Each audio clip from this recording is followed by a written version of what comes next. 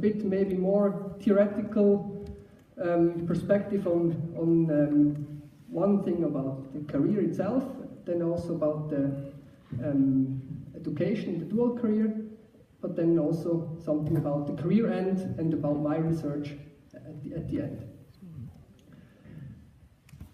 When we look at the career, this is quite a classical model from, you can see Willeman and Alter. This is something which is called the development model of an athlete in transition. And when we look at the top, this is somehow the athletic career, which we somehow can take over many sports. Young kids start to train, then they like it, they start it more intense, and some of them come to the mastery level, and we know that the pyramid of elite sport, so of course many start and very few make it to the top. And the age frame is maybe very general over many sports. If you take gymnasts, of course everything is a bit short and they maybe stop before the 20. If you have Noriaki Kasai, then his mastery stage is very long. He's 43 and he still thinks to go to the next Winter Olympic Games. So of course there's differences, but it's over many sports. This is how it looks like in general. When we look at the different levels, we also would call it the whole person approach. So we look at the career, which is not happening only in sport, but also there's a development, like you become older and you have the teenager age and then adult age, which is not to avoid.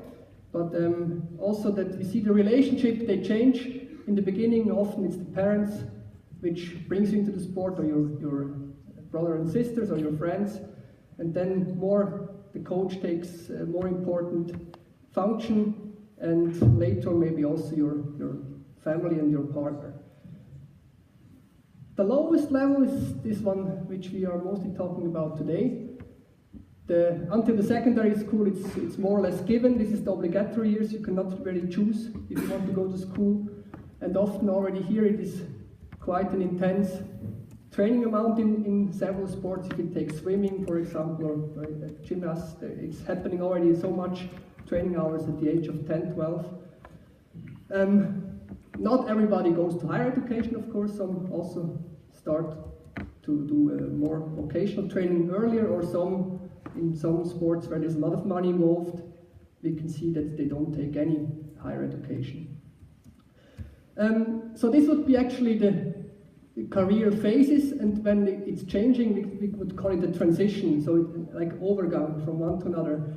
And we see especially two critical transitions, which is one in the junior age, where we have a lot of dropout. We will not call it a real career end, it's just that you prioritize maybe more your friends and you want to be more with them, or you prioritize more school education, so you say this is difficult to combine with sport. So we have actually only like 20% of everybody who really makes it up to the mastery level.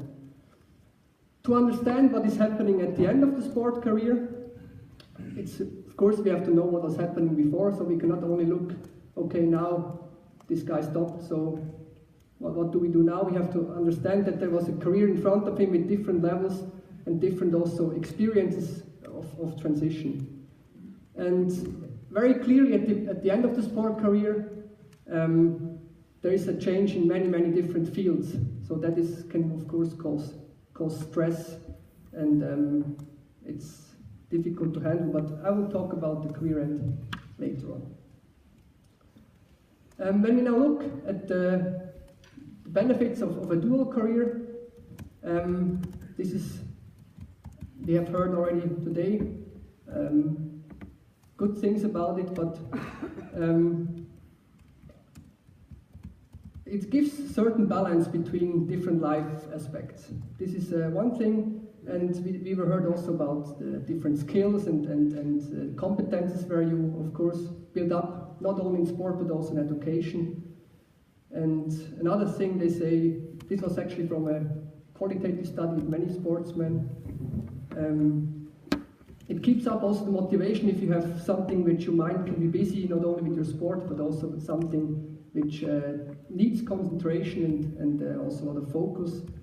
So it is very, very good to have this change of concentration. And another thing is also that you know as a sportsman that your career is coming to an end sooner or later. This is very, very clear. And so if you study, it gives you of course also some very basic feeling that you feel safe about what is coming after the sport career is over. Yeah, it's as an elite sport culture, which many of us sit here, it's of course also so that success is actually what is on the top of the agenda.